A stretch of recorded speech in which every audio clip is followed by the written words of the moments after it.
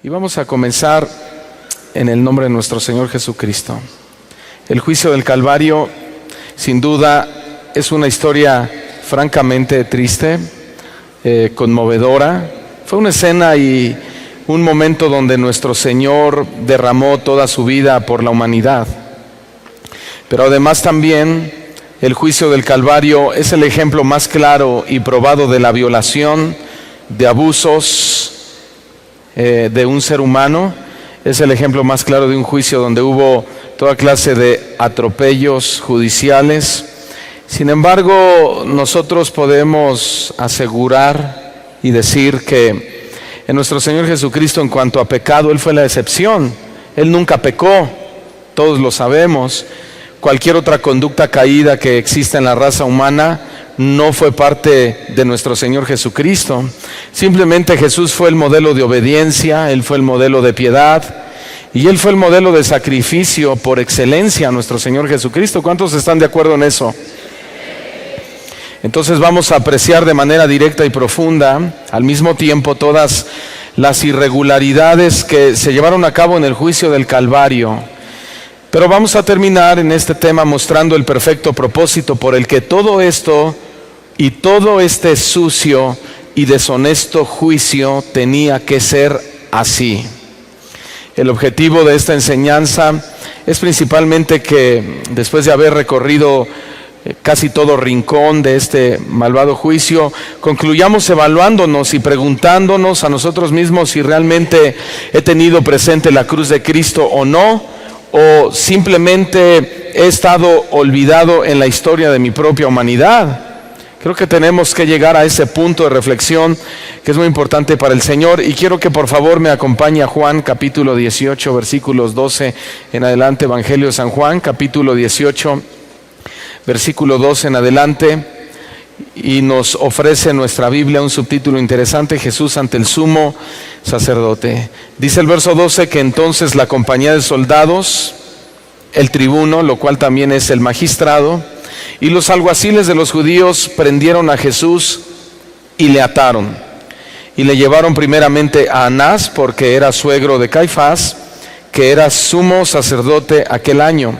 Era Caifás el que había dado el consejo a los judíos de que convenía que un solo hombre muriese por el pueblo. Ahora vayamos al versículo 19. Aquí vemos un interrogatorio bastante interesante. Dice que este sumo sacerdote le hace una pregunta a nuestro Señor Jesucristo acerca de sus discípulos y de su doctrina. Observe eso. Este hombre le pregunta a Jesús acerca de sus discípulos y de su doctrina, a lo que Jesús le responde en el versículo 20: yo públicamente he hablado al mundo, siempre he enseñado en la sinagoga y en el templo, donde se reúnen todos los judíos, y nada he hablado en oculto. Les dice el Señor: ¿por qué me preguntas a mí? Pregunta a los que han oído que les haya yo hablado. He aquí, ellos saben lo que yo he dicho. Versículo 22, cuando Jesús hubo dicho esto, uno de los alguaciles que estaba allí le dio una bofetada, diciendo: ¿así respondes al sumo sacerdote? Versículo 23, Jesús le respondió: si he hablado mal, testifica en qué está el mal, y si bien, ¿por qué me golpeas? Versículo 24, Anás entonces le envió atado a Caifás, el sumo sacerdote. Bien, aquí vemos al siervo del Señor, el Señor Jesucristo, siendo odiado por el pueblo, aborrecido por los líderes, olvidado por sus propios discípulos. Así que nuestro Señor emprendió su viaje al Getsemaní, y ahí Él comienza a presenciar su primer juicio injusto. Dice la Escritura que Él se dirige hacia la casa de Anás. ¿Quién era Anás? Era el sumo sacerdote. En aquel momento era el sacerdote vigente en turno. Así que lo primero que sucedió fue que Jesús es interrogado por Anás en relación con sus discípulos y sus enseñanzas, como lo acabamos de leer. Y ante esta pregunta Jesús da tres respuestas claras, pero al mismo tiempo que son claras, son chocantes para ellos. Ellos no pueden creer lo que Jesús está a punto de responder. Él en primer lugar responde y dice: yo públicamente he hablado al mundo. Eso es lo primero que él hace. Es decir, que Jesús estaba diciendo, mi mensaje no es para un grupo solamente, no es para un estatus social específicamente, simplemente yo públicamente he hablado al mundo. En segundo lugar, el Señor responde y le dice, siempre he enseñado en la sinagoga y en el templo. Y en tercer lugar, le dice, y nada he hablado en oculto. Es decir, no me he escondido de nadie, todo lo que he dicho lo he dicho públicamente. No, y también cuando él dice nada he hablado en oculto, él está diciendo tampoco he escondido mi mensaje. No he escondido nada, yo he hablado lo que he oído de mi Padre. En ningún momento les he traído un mensaje que pueda acariciar sus sensibilidades, que pueda hacer sentir bien su ego. No, dijo, nada he hablado en oculto. Y después él les hace una pregunta, ¿por qué me preguntas a mí? Y él les dice lo que deben hacer, pregunta a los que me han oído, que les haya yo hablado, y ellos saben lo que yo he dicho. Escuche esto. La turbación de los judíos se centraba específicamente en las afirmaciones de Jesús de que Él era el Hijo de Dios. Ahí estaba la preocupación, ahí estaba la molestia de ellos. Así que cuando Anás preguntó a Jesús acerca de sus discípulos, en realidad los discípulos no eran el interés de Anás. Él quería, más bien, Anás quería saber en qué término es que Jesús tenía realmente a tantos discípulos y seguidores.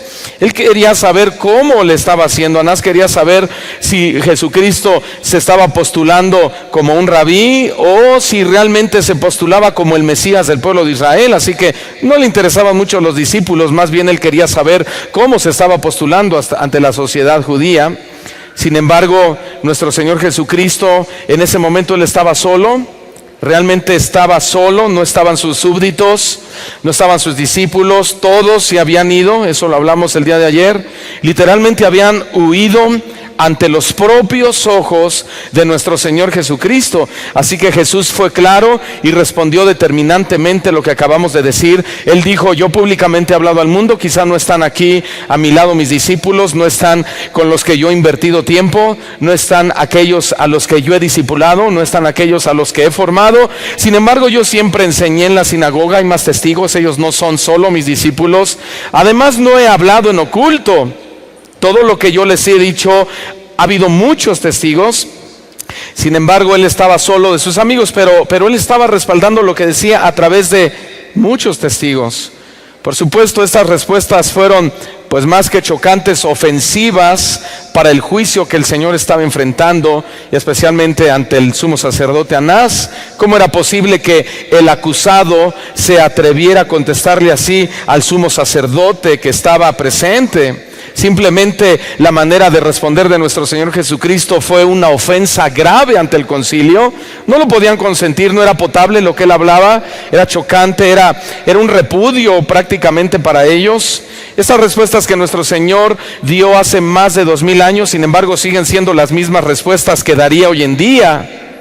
Y también siguen siendo chocantes a sus opositores. El mundo sigue hablando en contra de él. Pero Él es la autoridad. El Señor Jesucristo sigue siendo atentado en cuanto a su autoridad. Él es la autoridad de la iglesia. Él nada ha hablado en oculto. Lo que está diciendo es que Él prácticamente está desnudando las intenciones más profundas de los hombres, y los hombres no lo están entendiendo. Él sigue siendo cuestionado hoy en día. Su doctrina sigue siendo atacada por sus opositores. Escuche esto, es inaudito, es increíble. Pero sigue pasando exactamente lo mismo en nuestro tiempo. La doctrina de Jesucristo sigue siendo violada, sigue siendo violentada, sigue siendo pisoteada. Y nuestro Señor Jesucristo a estas alturas sigue siendo perseguido por aquellos que se dicen ser sus seguidores y sus adoradores. Escuche, Él no era como el pueblo era, Él no era corrupto. Él no fue corrupto como lo era el sumo sacerdote Anás incluso. Él no se escondía de nadie cuando Él enseñaba la palabra. Él no era aparente, no deseaba quedar bien con nadie, simplemente Él enseñaba abiertamente en todo el tiempo y en todo lugar. Él dijo, yo predico abiertamente, yo predico en la sinagoga, yo predico en el templo, lo que oigo de mi Padre eso les enseño. Hermano, el ministerio de Jesucristo era 100% genuino, Él era el Cristo. Él era el ungido de Dios. Por cierto, nuestro propio Señor Jesucristo, el Cristo, advierte también sobre falsos cristos. En Mateo capítulo 24, versículo 24, Él dijo: se levantarán falsos cristos, pero Él era el verdadero Cristo. Se levantarán falsos profetas, harán grandes señales y prodigios, de tal manera que engañarán, si fuere posible, aún a los escogidos. Ya os lo he dicho antes, verso 25, así que si os dijeren: mirad, está en el desierto, no salgas. O si les dijeren: está en los aposentos, no le creas, porque son falsos cristos. Él era el Mesías verdadero. El modelo era Él, no era otro. ¿Estamos aquí? El modelo era Cristo. Así que después de haber respondido a Anás de esta manera, por supuesto que lo había ofendido, él era el sumo sacerdote. Anás sintió que Jesús le había levantado la voz, sintió un tono irrespetuoso de parte de nuestro Señor Jesucristo. No solo eso, Anás se sintió confrontado literalmente por las respuestas que nuestro Señor le dio, y como era de esperarse, dice la historia que Jesús fue abofeteado por uno de los alguaciles de Anás. Esta fue una escena realmente impresionante. Y esta es la primera de 7 comparecencias ante los tribunales que nuestro Señor Jesucristo fue sometido. En primer lugar, dice la Escritura que fueron 2 sistemas legales los que condenaron a Cristo: el sistema judío y el sistema romano. El arresto y el proceso bajo la autoridad de Anás y Caifás era el Sanedrín correspondiente a la ley judía de Dios, pero los llevados a cabo por Pilato y Herodes correspondían a la ley romana. Pero lo que veremos a continuación es el juicio y el proceso más injusto que jamás se haya dado en la historia de cualquier ser humano. El juicio judío fue ilegal en muchos sentidos. En primer lugar, el juez no fue imparcial y nunca hizo algo por proteger al acusado, ni siquiera lo intentó. El proceso fue ilegal en muchos sentidos. A principio de cuentas debía haber obligatoriamente un quórum de por lo menos 23 jueces para iniciar un proceso legal. Obviamente no había quórum, no estaban esos 23 jueces. Lo que ellos querían era que Jesús fuera condenado. Los judíos querían eso, y finalmente, escuchen bien, ese requisito no les importó quebrantarlo. Simplemente a ellos les interesaba llevarlo a la cruz.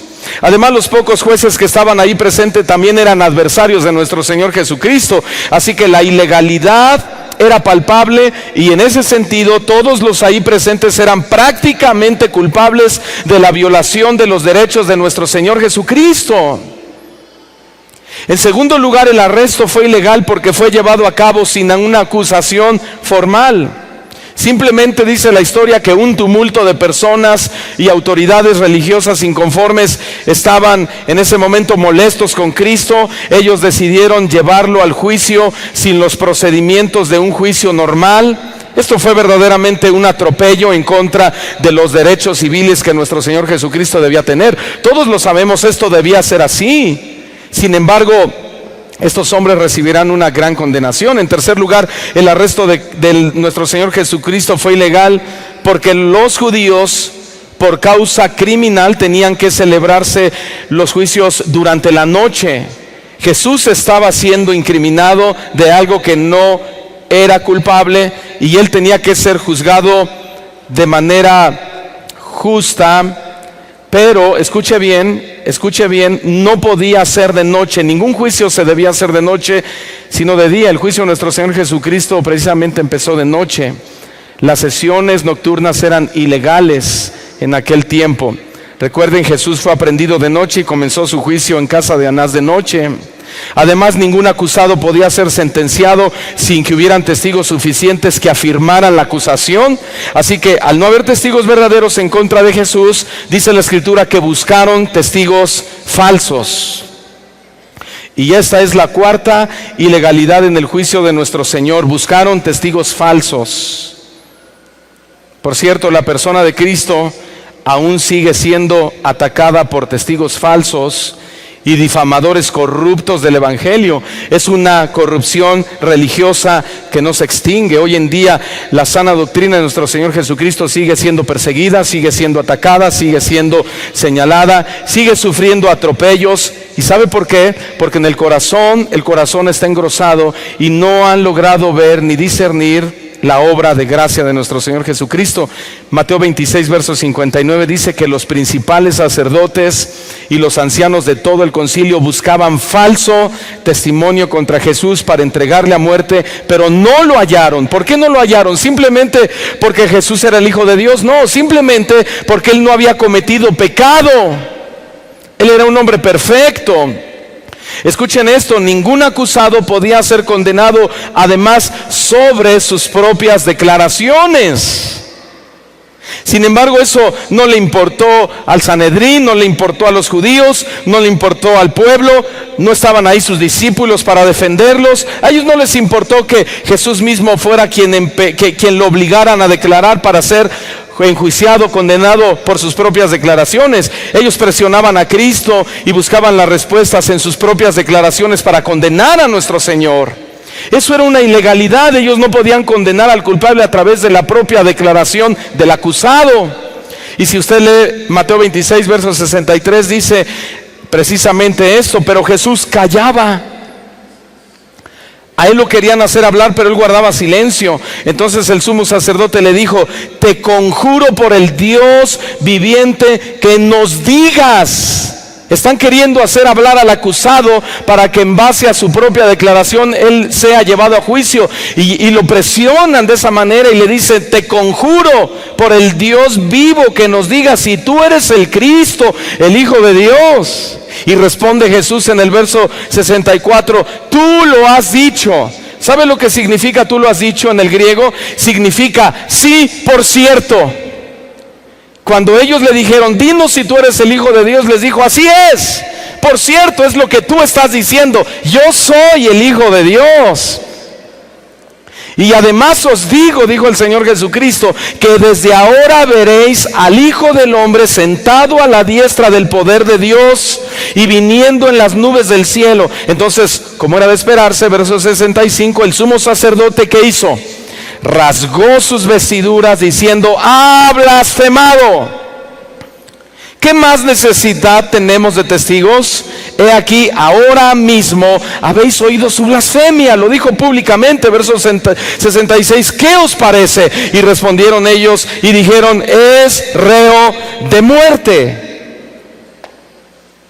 Es reo de muerte. Y aquí viene el segundo juicio injusto que la Biblia nos describe, de la casa de Anás al palacio de Caifás. Verso 27, Mateo 26, verso 57. Mateo 26, 57. Los que prendieron a Jesús le llevaron al sumo sacerdote Caifás, a donde estaban reunidos los escribas y los ancianos.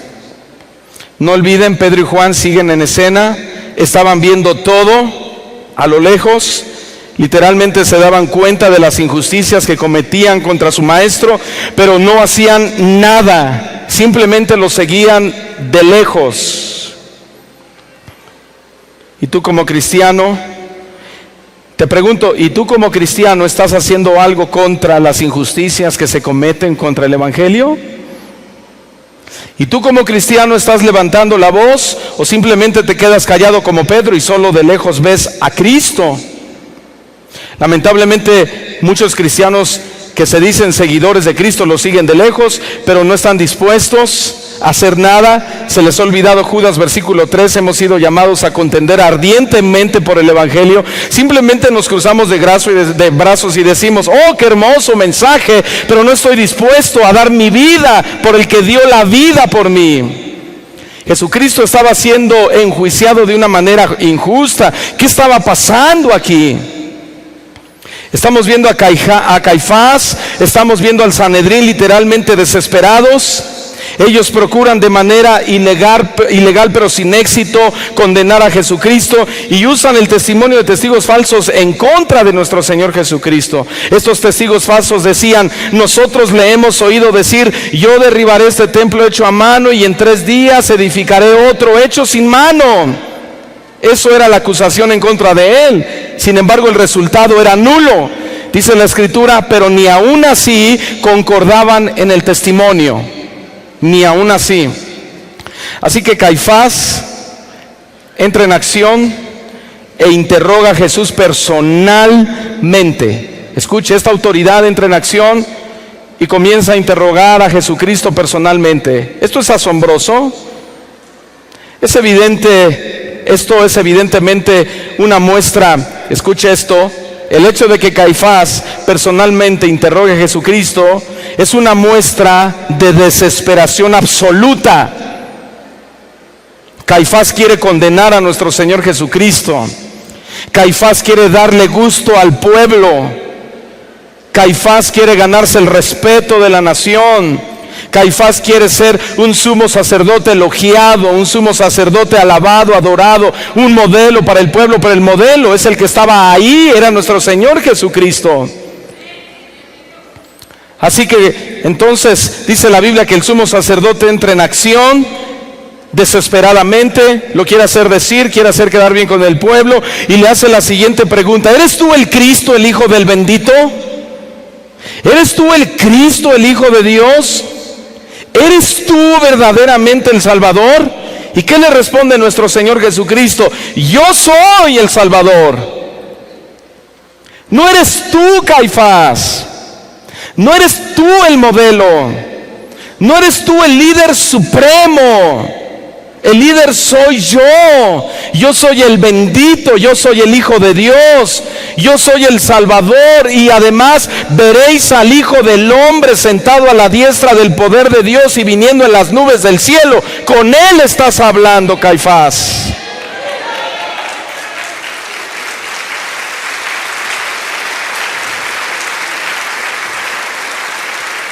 Eso nos queda claro a los líderes, nos queda claro a los pastores. No somos nosotros el modelo, nosotros no somos el ejemplo.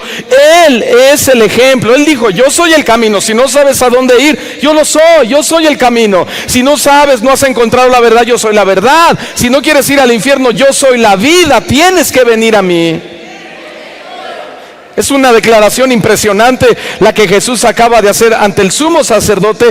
Prácticamente Él había resumido todo su ministerio en estas preguntas. Se había revelado como el bendito de Dios. Esta declaración simplemente, por supuesto, a los oídos de Caifás y de todos los demás, fue una declaración inaceptable. Pero sobre todo, rebasó lo inaceptable. Para ellos fue una declaración blasfema. Eso fue una blasfemia para ellos. Fue un injurio lo que Jesús acababa de decir. Sencillamente lo que Cristo acababa de decir era una declaración maldita. Era una declaración maldita. Y tal parecería lo mismo el día de hoy. Se ha vuelto intolerante para los grupos liberales que hayamos cristianos que solo querramos hablar del bendito, que solo querramos proclamar la salvación de Dios. También es inaceptable este mensaje hoy en día para muchos. La gente quiere superación personal, la gente quiere placer personal, quiere estatus, la gente quiere nivel. Pero Él es mucho más que eso. Él lo dijo, Él es el Cristo. Él es mucho más que dinero. Él es el bendito, Él es el Salvador.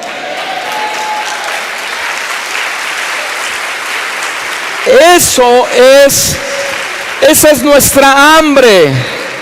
Ese es nuestro Señor. Así que cuando Jesús hace esta declaración, la gente está escuchando todo. Así que literalmente el pueblo y los líderes están esperando una reacción de Caifás. Está ante el sumo sacerdote. Jesucristo está declarando injurias. Para ellos son maldiciones. Lo que él está diciendo es una blasfemia. La gente voltea a ver a Caifás, lo está observando. Están esperando a que Caifás haga algo. ¿Y qué hace Caifás? Entonces, ¿qué hace ante la presión del pueblo? Él quiere agradar al pueblo, él quiere seguir siendo el sumo sacerdote. ¿Sabe lo que hizo Caifás? Caifás hizo lo que no debía hacer. Caifás hizo lo que ningún sumo sacerdote debía hacer. Dice la Escritura que Caifás, al oír estas palabras, rasgó sus vestiduras ante la respuesta de nuestro Señor Jesucristo. Y cuando Caifás rasga las vestiduras, quebranta la ley levítica que decía: el sumo sacerdote entre sus hermanos, sobre cuya cabeza fue derramado el aceite de la unción y que fue consagrado para llevar las vestiduras, no descubrirá su cabeza ni rasgará sus vestidos. Y Caifás rasgó sus vestidos ante la declaración de nuestro Señor Jesucristo. Escúcheme bien. Cuando un sumo sacerdote rasgaba sus vestidos en señal, era en señal de luto, pero lo podía hacer cuando se trataba de algún familiar. Pero cuando alguien o un sacerdote rasgaba sus vestidos en luto, no por su familia, sino por cualquier otra persona, ese sacerdote era considerado como un hombre denigrado. El acto que había hecho era denigrante. Así que cuando Caifás rasgó sus vestidos, literalmente fue visto de manera vergonzosa a los ojos del pueblo. El pueblo dijo: wow, Caifás quiere agradarnos, pero hizo algo que no debía hacer. Se denigró, se rebajó. Pero él quería agradar al pueblo. A él no le importó sacrificar los principios. Él estaba dispuesto a mantener su estatus.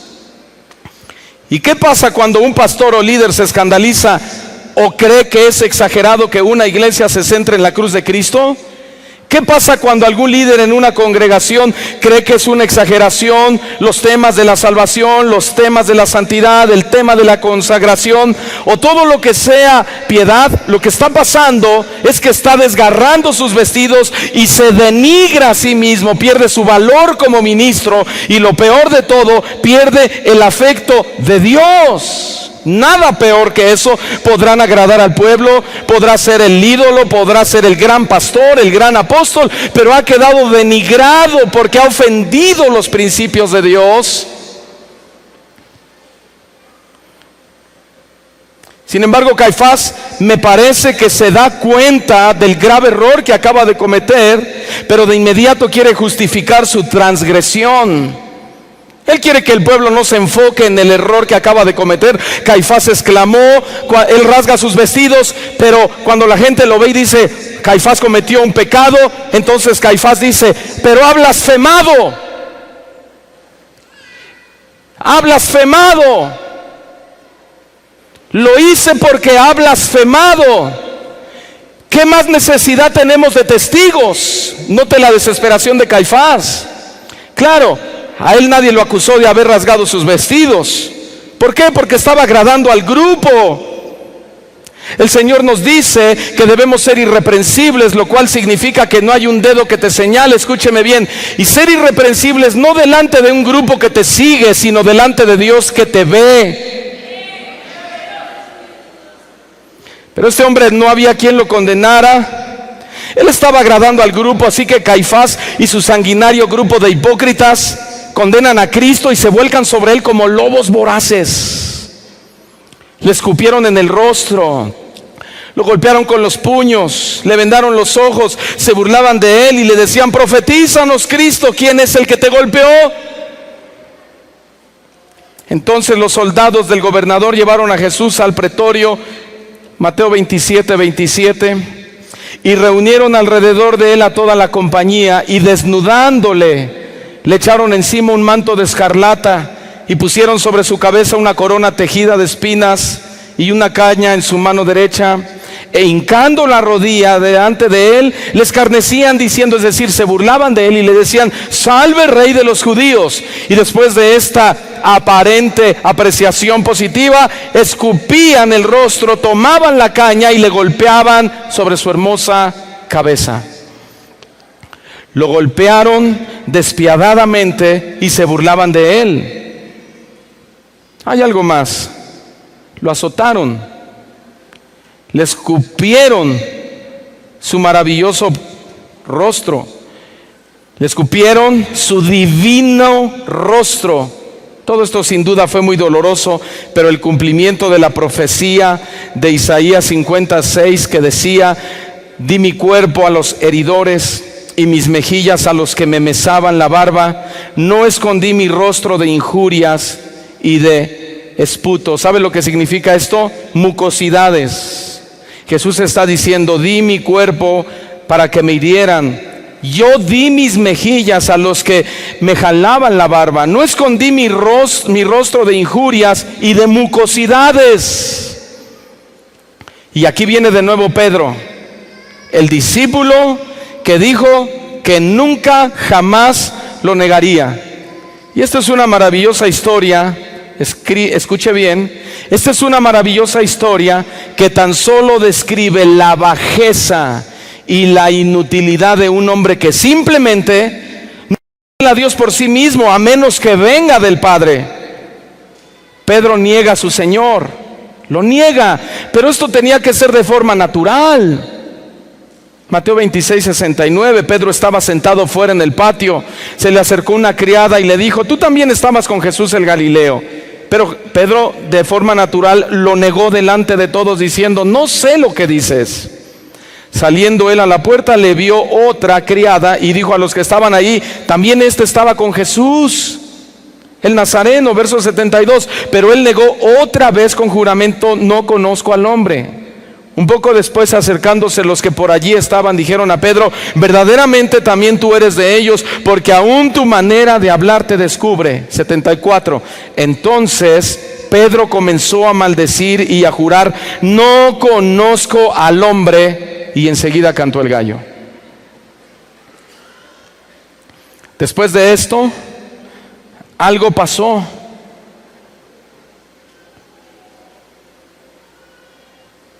Algo sucedió. Una mirada soberana impacta los ojos de Pedro. El Señor se vuelve y mira a Pedro.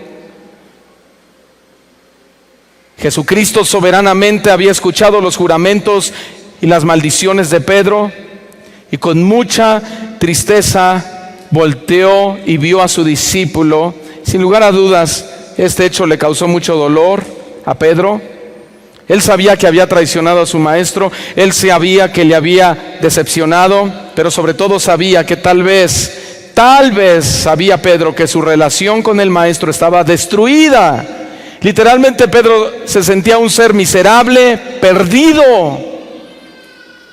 Acabo de negar a mi maestro, 3 veces lo hice. Dice la Biblia que Pedro salió de ahí llorando amargamente. ¿Qué significa esto? Arrepentimiento. Arrepentimiento. Escuche esto. No es en sí nuestro pecado lo que nos hace llorar. No es en sí nuestro pecado el que nos hace llorar, sino más bien ver al Salvador contra quien hemos pecado. Y viene el tercer juicio injusto contra nuestro Señor. Jesús es condenado formalmente por el Sanedrín. Eran los representantes de Dios quienes estaban llevando a cabo toda esta injusticia. Es increíble, pero tenían una capacidad estos hombres inmensa de martirizar a sus acusados. Eran inmensamente crueles. Eran más crueles que piadosos, y eran los líderes, era el Sanedrín mismo. No eran mejores estos hombres, estos líderes que se autonombraban prototipo, modelo. Escuche bien, no eran mejores que cualquier gentil inmoral. De hecho, eran peor que ellos. Cuando era de día, se juntaron los ancianos del pueblo, los principales sacerdotes, los escribas. Le trajeron al concilio diciendo a Jesús: ¿eres tú el Cristo? Lucas 22, 66, 67. ¿Eres tú el Cristo? Dínoslo. ¿Eres tú el Cristo? Dínoslo. Y les dijo: si os lo dijeren, no creeréis. Y también si os preguntaren, no me responderéis, ni me soltaréis. Pero desde ahora el Hijo del Hombre se sentará a la diestra del poder de Dios. Verso 70, dijeron todos: luego, ¿eres tú el Hijo de Dios? Y él les dijo: vosotros decís que lo soy. Entonces ellos dijeron: ¿qué más testimonio necesitamos? Porque nosotros mismos lo hemos oído de su boca. Mientras todo este juicio injusto se lleva a cabo, Aparece Judas, el traicionero. Parece que el rompecabezas se está uniendo y el Calvario está prácticamente a horas de llevarse a cabo. Judas, el primer discípulo que le dio la espalda a nuestro Señor, está siendo enfrentado consigo mismo. Ahí no hay quien lo confronte, no hay quien le diga algo. Él está siendo enfrentado consigo mismo. Es sorprendente lo que está pasando, pero Judas se suicida. Ya conocen la historia. Y este es un ejemplo claro de una persona no arrepentida genuinamente. Judas nunca experimentó la regeneración de su vida mediante el poder de la palabra. Simplemente buscó la salida más fácil, el suicidio. Aunque hoy nos digan que el suicidio es como un pecado como todos y que simplemente podemos ser perdonados e ir al cielo. Si así fuera, creo que Judas sería el primero en tener un lugar especial en el cielo, ya que fue uno de los discípulos de Cristo. Entonces Judas, el que había entregado, viendo que era condenado, devolvió arrepentido las 30 piezas de plata a los principales sacerdotes y a los ancianos, diciendo: yo he pecado entregando sangre inocente. Mas ellos dijeron: ¿qué nos importa a nosotros? Allá tú. Y arrojando las piezas de plata en el templo, salió y fue y se ahorcó. Pero Judas hace una declaración impresionante, una declaración impactante. Él dijo: yo he pecado entregando sangre inocente. Parece que Judas se arrepintió. Parece. Judas está mostrando arrepentimiento. Bueno, esto podría ser exitoso para el Señor. Podría ser el primer gran paso hacia la redención de Judas. Pero lamentablemente no fue así. El arrepentimiento de Judas, escuchen bien todos, el arrepentimiento de Judas no era el arrepentimiento según Dios. No era el arrepentimiento según Dios de 2 de Corintios capítulo 7 versículo 10, que dijo Pablo: porque la tristeza o el arrepentimiento que es según Dios produce arrepentimiento para salvación, de que no hay que arrepentirse, pero la tristeza del mundo produce muerte. Así que Judas solamente era un hombre triste, era un hombre no arrepentido. Él no había sido regenerado por el poder de la palabra. Simplemente su remordimiento, su falso arrepentimiento lo llevó a la salida más fácil, que era el suicidio. Escuche bien: la tristeza del mundo produce muerte. ¿Qué quiere decir todo esto? Que la tristeza de origen humano es remordimiento, pero es un remordimiento no santificado y no tiene poder para redimir a nadie. ¿Cuántos redimidos sabemos aquí? Escuche bien: la tristeza de origen humano es remordimiento no santificado y no tiene poder para redimir a nadie. Para muchos no es más que el orgullo herido por haber sido sorprendidos en un pecado y no haber podido satisfacer sus deseos carnales. Esta clase de tristeza solo produce culpabilidad, vergüenza, desesperación, depresión, lástima por uno mismo y desesperanza, y al final la muerte. Y de aquí viene el cuarto juicio injusto contra el Señor. En este juicio sucede algo interesante.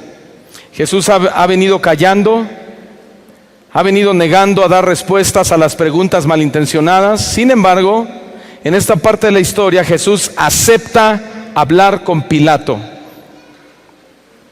Así que se dirige al palacio de Caifás, al pretorio de Pilato. Juan 18:33. Entonces Pilato volvió a entrar en el pretorio y llamó a Jesús y le dijo: ¿eres tú el rey de los judíos? Y Jesús habla. Jesús le responde: ¿dices tú esto por ti mismo o te lo han dicho otros de mí? Verso 35. Pilato le respondió: ¿soy yo acaso judío? Tu nación y los principales sacerdotes te han entregado a mí. ¿Qué has hecho? Verso 36. Respondió Jesús: mi reino no es de este mundo. Si mi reino fuera de este mundo, mis servidores pelearían para que yo no fuera entregado a los judíos. Pero mi reino no es de aquí. Le dijo entonces Pilato: luego, ¿eres tú rey? Responde Jesús: tú dices que yo soy rey. Yo para esto he nacido y para esto he venido al mundo, para dar testimonio a la verdad. Todo aquel que es de la verdad oye mi voz. Le dijo Pilato: ¿y qué es la verdad? Y cuando hubo dicho esto, salió otra vez a los judíos y les dijo: yo no hallo en él ningún delito. Pilato le dijo: bueno, explícame la verdad, pero no le dio tiempo a Jesús para que le explicara la verdad. Lo que estamos viendo aquí es un proceso corrupto, totalmente corrupto. Jesús está siendo procesado en razón de 3 cargos. En primer lugar, que pervierte a la nación, eso era falso. En segundo lugar, está siendo acusado de que prohibía dar tributo al César, eso también era falso. En tercer lugar, lo acusaban que él decía ser el Mesías prometido, y eso era cierto.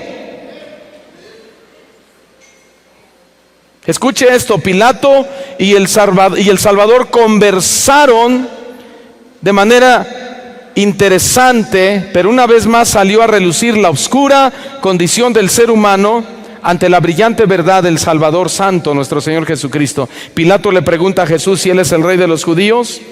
Jesús le responde: sí, pero que su reino no es de este mundo. Si su reino fuera de este mundo, sus servidores pelearían para salvarle.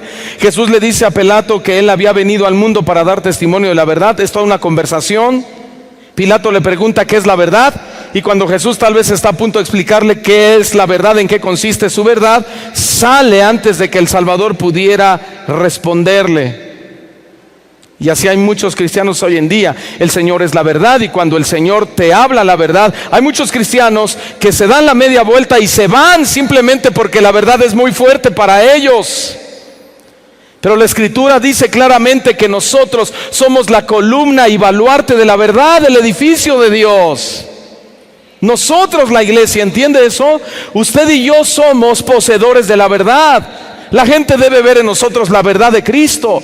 La gente debe oír de nosotros la verdad de Cristo. Este es un lugar donde se debe hablar la verdad de Cristo. Somos edificio y baluarte de la verdad. Todos deben oír la verdad. Apenas la gente llegue a un lugar como esto, su corazón debe quedar expuesto a la verdad del Evangelio. Yo le aseguro que eso es lo que iba a hacer Jesús con Pilato, pero él se dio la media vuelta y se fue. No le interesó oír la verdad. A mí qué me importa la verdad. Y de ahí pasa nuestro Señor Jesucristo del pretorio de Pilato al palacio de Herodes. Este es el 5º juicio injusto de nuestro Señor Jesucristo. El pasaje paralelo de Lucas 23:7 dice que al saber que era de la jurisdicción de Herodes, le remitió Herodes, que en aquellos días también estaba en Jerusalén. Herodes, viniendo a Jesús, se alegró mucho. Mire, se alegró mucho. ¿Fue honesta su alegría de Herodes? Herodes vino a Jesús, viendo a Jesús, se alegró mucho, porque hacía tiempo que deseaba verle, porque había oído muchas cosas acerca de él y esperaba verle hacer alguna señal. Y le hacía muchas preguntas, pero Jesús nada respondía. Y estaban los principales sacerdotes, los escribas, acusándole con gran vehemencia. Entonces Herodes con sus sacerdotes y los escribas, acusándole con gran vehemencia. Verso 11. Entonces Herodes con sus soldados le menospreció y escarneció, vistiéndole de una ropa espléndida, y volvió a enviarle a Pilato. Y se hicieron amigos Pilato y Herodes aquel día, porque antes estaban enemistados entre sí. Bueno, estamos viendo aquí estamos viendo aquí al político clásico que le encanta que el pueblo se le subyugue y que lo divierta si es que desea obtener algún favor de él. A ver, Jesús, diviérteme, hazme un milagro. Eres muy famoso, eres muy popular, tú hablas de parte de Dios. Haz algo, si es que quieres que yo te libere de este juicio injusto. Tú puedes agradarme y yo soy un político. Era un político corrupto. Era un líder corrupto. Era un guía corrupto. Así que si quieres librarte de esto, hazme un favor, hazme un milagro.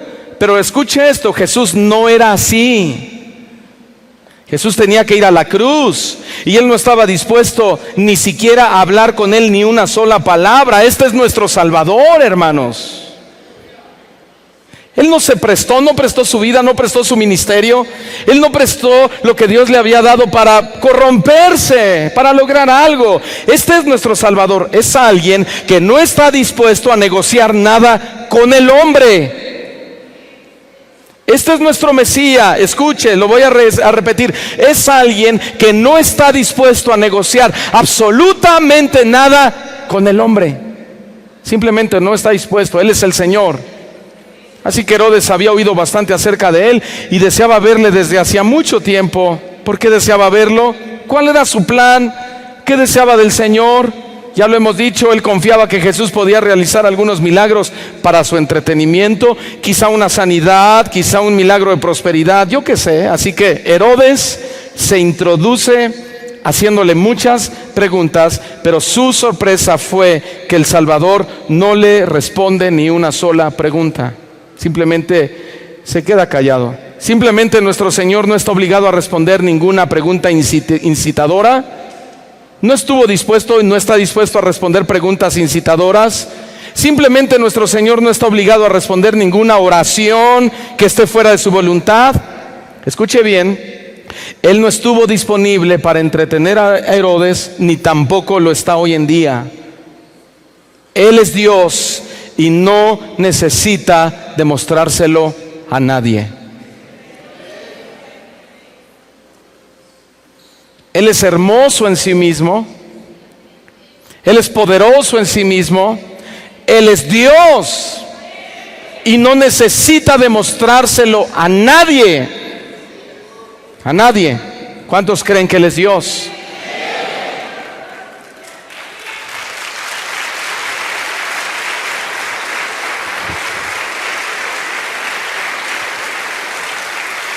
¿Y qué pasó entonces? ¿Para cuántos Él sigue siendo Dios? Amén.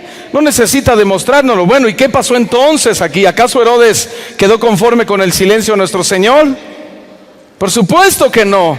Herodes y sus soldados le trataron con desprecio y le vistieron con ropas vistosas como de rey. Como de rey. Pero Él era el rey. Esto fue un escarnio. Escuchen, hermanos, esto fue un escarnio, literalmente fue una horrible burla que aplicaron a nuestro Señor Jesucristo. Y aquí viene el sexto juicio injusto. Ahora el siervo del Señor es llevado del palacio de Herodes al pretorio de Pilato.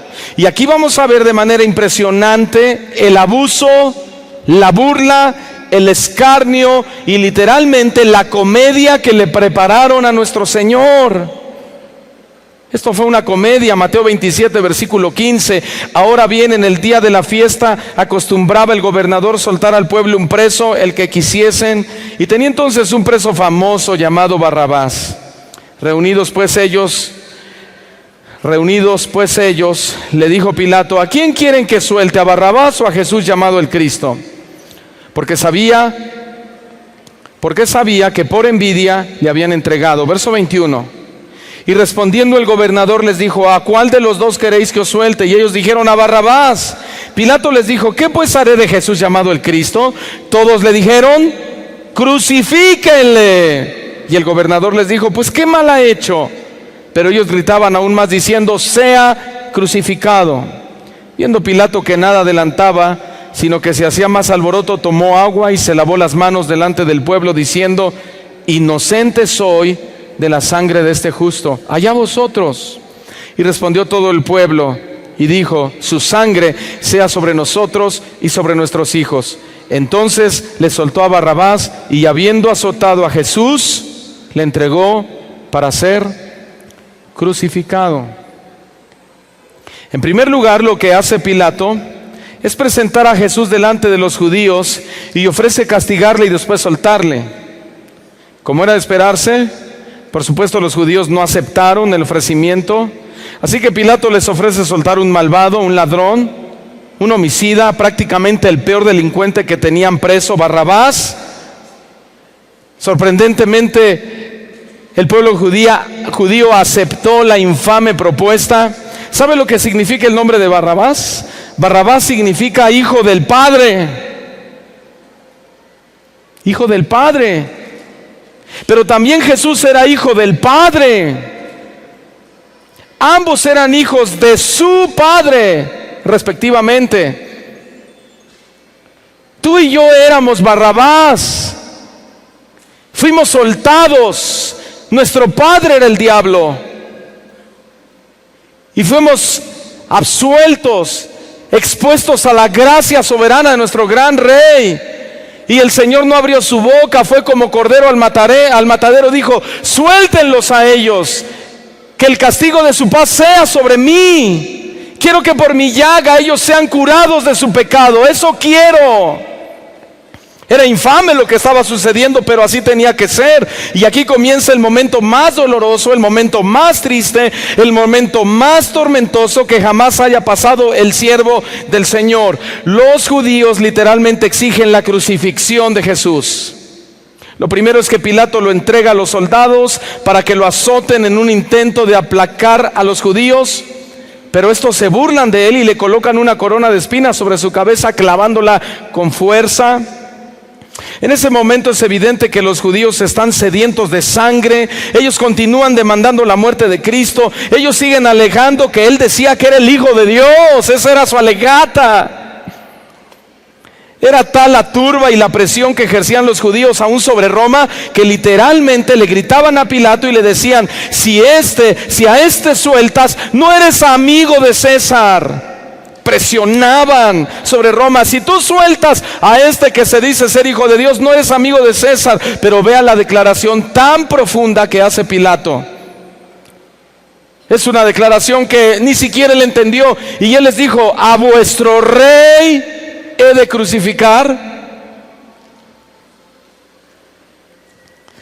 Y ahora escuche la respuesta vil y menospreciable que hacen los judíos: no tenemos más rey que César. No puede haber nada más triste y condenatorio que eso. Entonces este gobernador incapaz, que no supo encauzar el juicio de manera legal y justa, pronunció la declaración más ineficaz y torpe que jamás se haya escuchado decir en público: inocente soy yo de la sangre de este justo, allá vosotros. ¿Eso fue una torpeza? ¿Qué hicieron los judíos? Los judíos, sedientos de su sangre, clamaron vociferadamente y violentamente: que su sangre sea sobre nosotros y sobre nuestros hijos. Hermanos, en ese instante Pilato condena oficialmente a muerte a Jesús y suelta a Barrabás. Y aquí tenemos ahora el séptimo juicio injusto contra nuestro Señor Jesucristo. Aquí viene la descripción de lo que algunos teólogos han llamado la comedia del Calvario. La comedia del Calvario. Jesús es llevado del pretorio de Pilato al cuartel de los soldados romanos. Ahora está en manos de verdaderos verdugos, hombres desalmados, hombres brutales, literalmente carniceros, que golpean y hieren a Jesús sin misericordia alguna. Marcos 15, versículo 16. Entonces los soldados le llevaron dentro del atrio, esto es, al pretorio, y convocaron a toda la compañía. Le vistieron de púrpura, le pusieron una corona tejida de espinas. Comenzaron luego a saludarle diciendo: salve, rey de los judíos. Y le golpeaban en la cabeza con una caña y le escupían, y puestos de rodillas le hacían reverencias. Después de haberle escarnecido, le desnudaron. Le quitaron su vestido de púrpura, le pusieron sus propios vestidos y lo sacaron para crucificarle. Escuche esto, ¿qué estaba pasando aquí? ¿Qué está sucediendo aquí, hermanos? Hagamos conciencia. Lo están escarneciendo brutalmente. Los soldados se han juntado para confrontar a Jesús y su única intención es prácticamente despedazarlo. ¿Puede imaginarlo? Ellos querían despedazarlo a la vista de sus acusadores, pero mientras lo destrozan, no pierden la oportunidad de obtener un poco de diversión con el Señor Jesucristo. Vamos a castigarlo, que todos vean, pero bueno, eso es nuestro trabajo.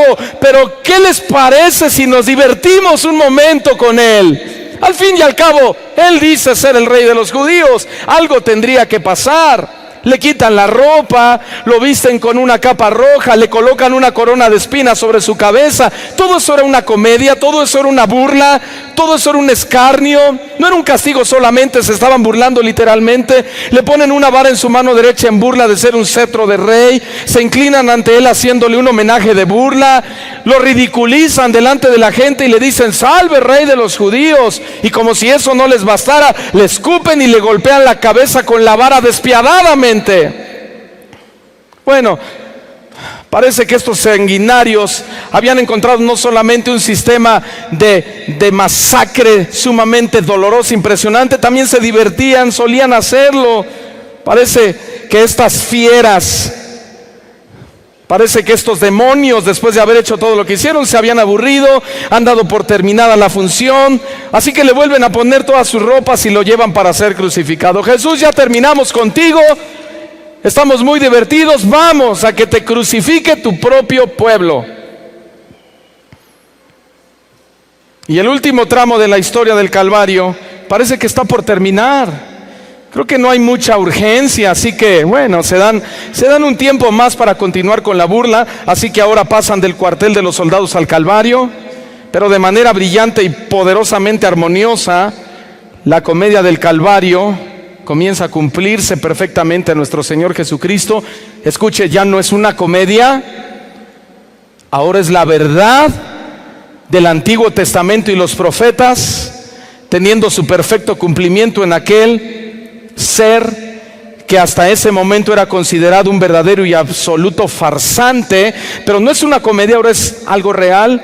Permítame demostrarle rápidamente que cada aspecto y cada detalle de todo esto que le está pasando a nuestro Señor es solo el cumplimiento de lo que ya estaba escrito. Estos hombres literalmente estaban ciegos espiritualmente.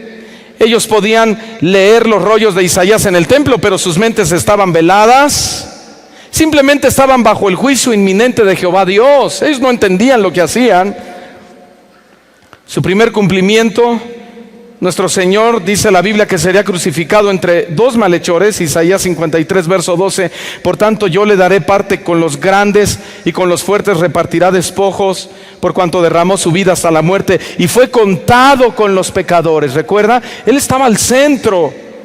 A su lado derecho y a su lado izquierdo había dos pecadores. Él fue contado con los pecadores, habiendo él llevado el pecado de muchos y orado por los transgresores.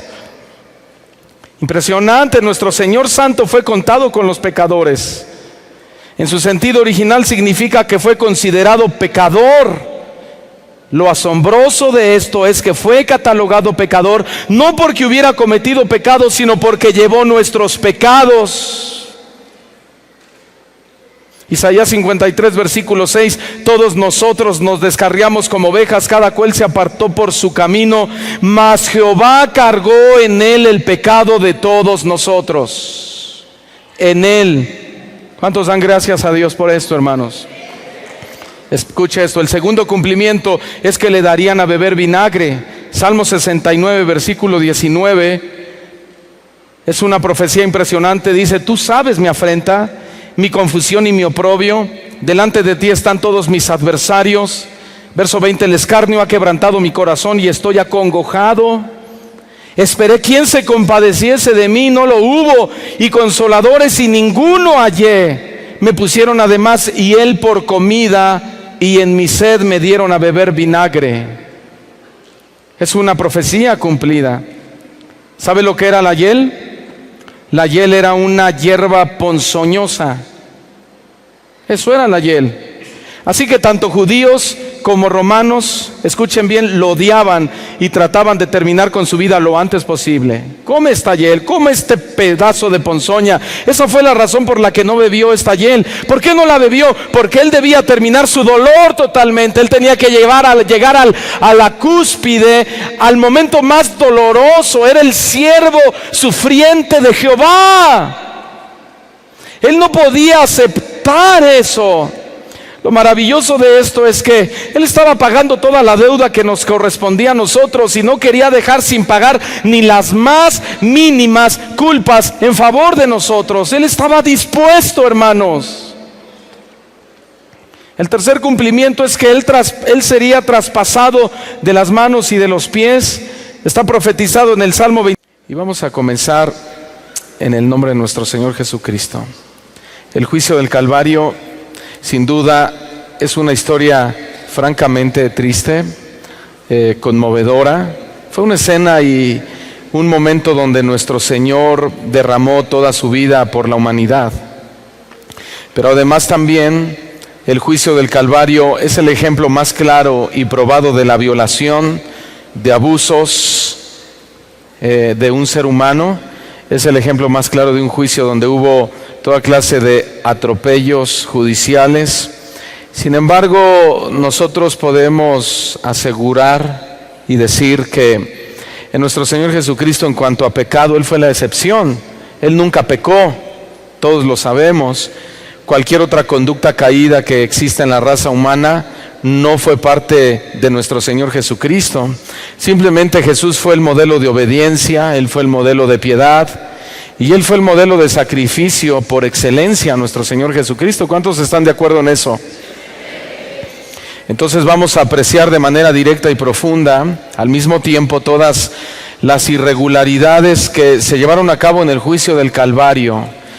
Pero vamos a terminar en este tema mostrando el perfecto propósito por el que todo esto y todo este sucio y deshonesto juicio tenía que ser así. El objetivo de esta enseñanza es principalmente que después de haber recorrido casi todo rincón de este malvado juicio, concluyamos evaluándonos y preguntándonos a nosotros mismos si realmente he tenido presente la cruz de Cristo o no, o simplemente he estado olvidado en la historia de mi propia humanidad. Creo que tenemos que llegar a ese punto de reflexión que es muy importante para el Señor, y quiero que por favor me acompañe a Juan capítulo 18 versículos 12 en adelante. Evangelio de San Juan capítulo 18 versículo 12 en adelante, y nos ofrece nuestra Biblia un subtítulo interesante: Jesús ante el sumo sacerdote. Dice el verso 12 que entonces la compañía de soldados, el tribuno, lo cual también es el magistrado, y los alguaciles de los judíos prendieron a Jesús y le ataron. Y le llevaron primeramente a Anás, porque era suegro de Caifás, que era sumo sacerdote aquel año. Era Caifás el que había dado el consejo a los judíos de que convenía que un solo hombre muriese por el pueblo. Ahora vayamos al versículo 19. Aquí vemos un interrogatorio bastante interesante. Dice que este sumo sacerdote le hace una pregunta a nuestro Señor Jesucristo acerca de sus discípulos y de su doctrina. Observe eso.